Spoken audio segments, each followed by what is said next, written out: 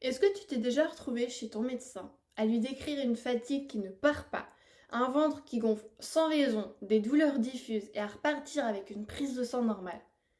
Tout va bien, rien d'anormal, mademoiselle. Et pourtant, tu ne vas pas bien, et toi tu le sais.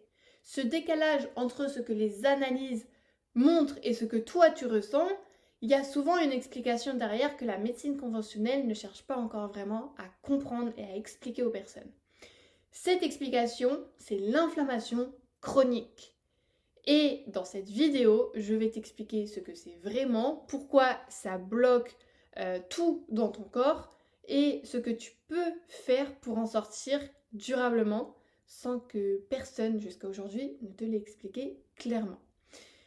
Déjà, quand on entend le mot inflammation, on pense souvent à un genou qui gonfle après du sport ou à une plaie qui rougit, une entorse. Ça, c'est une inflammation aiguë, elle est visible, elle est utile et elle disparaît.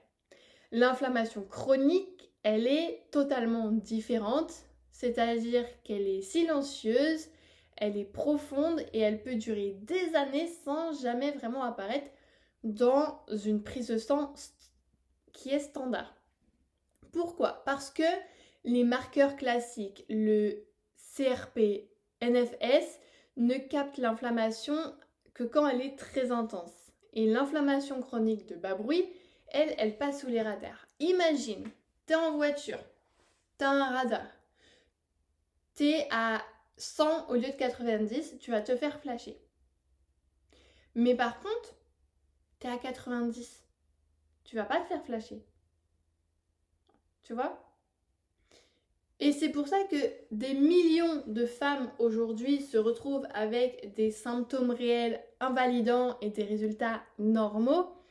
Et c'est pas dans ta tête, c'est pas dans la tête de ta pote, c'est pas non plus un manque de volonté, c'est une biologie qu'on ne t'a pas encore expliquée. Et aujourd'hui, je vais le faire de la façon la plus simple possible. J'espère que tu pourras me comprendre correctement. Imagine déjà que ton corps reçoit des signaux d'alerte. En continu, ok? Le stress du boulot, une alimentation qui l'irrite, des nuits trop courtes, parfois aussi des anciens traumas que tu n'as pas réussi à digérer. Seul, séparé, ça serait gérable pour chacun d'entre eux. Mais ensemble, en continu, ils mettent le corps en état d'alerte permanent. Ok? Alerte rouge, tout le temps, toute la journée, 24 heures sur 24. Face à cette alerte, qu'est-ce qui se passe? Le système immunitaire va réagir. Il va libérer des cytokines, ce sont des petits messagers chimiques qui disent au corps « Il y a un problème, on se mobilise !» Des bons petits soldats. Et c'est une réponse totalement normale. Elle est utile, elle est conçue pour nous protéger d'un danger grave comme une attaque d'ours par exemple ou toute autre chose de ce style. Et en fait, pour contenir cette inflammation, le corps produit du cortisol. Alors, le corps produit du cortisol pour chaque être humain, ok? Mais là, c'est une production de cortisol beaucoup plus élevée et assez tout le temps en fait. Donc, le cortisol, il faut savoir que c'est l'hormone du stress. Là aussi, il y a un mécanisme de protection. Donc, le cortisol, c'est un anti-inflammatoire par nature, ok? Le problème, c'est pas le cortisol en lui-même, parce que comme j'ai dit, chaque être humain en conçoit tous les matins, généralement au lever. C'est quand il doit tourner en plein régime tous les jours, sans jamais s'arrêter. C'est là que le problème va se créer. Et quand le déclencheur, donc la première chose que je t'ai expliquée, ne s'arrête jamais, le cortisol, il reste élevé en continu. Et à force, le corps, il va rester en hypervigilance. Il va réagir de moins en moins bien au cortisol. Alors, qu'est-ce qu'il va faire le corps? Il va encore produire plus de cortisol. Et l'inflammation, au lieu de se calmer, elle va s'emballer. Ce n'est plus une réponse, c'est un état. Okay, tu es dans un état. En fait, quand ça arrive, le métabolisme ralentit, les hormones se dérèglent, l'intestin devient perméable, le système nerveux reste en hypervigilance et tout se tient. Tout s'alimente et c'est pour ça que c'est très difficile de démêler tout ça toute seule. Et comme je l'ai dit, c'est un cercle, pas une cause isolée. C'est pas juste je mange mal. Non, c'est un cercle avec plein de choses de ton quotidien à l'intérieur. Et c'est pour ça qu'on ne peut pas traiter l'inflammation chronique avec une pilule ou un complément miracle. C'est pas possible. On cache juste, on met un pansement sur une grosse ouverture. Ça va rien réparer. Il faut la calmer progressivement en agissant sur le terrain global. Et concrètement, un corps en inflammation chronique, ça ressemble à quoi?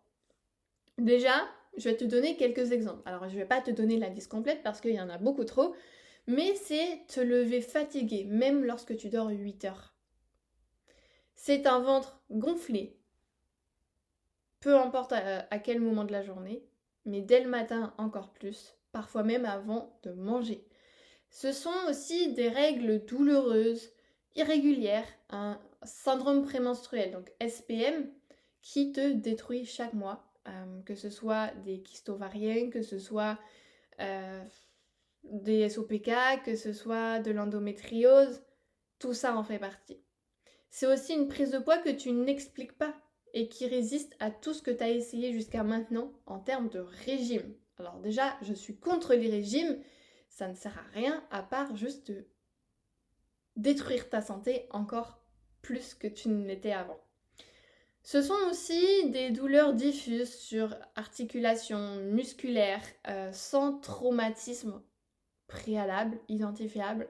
C'est aussi un brouillard mental. Celui-là, on en parle trop peu. Mais le brouillard mental, la mémoire qui flanche, une concentration qui est très compliquée à avoir, voire impossible pour certaines personnes.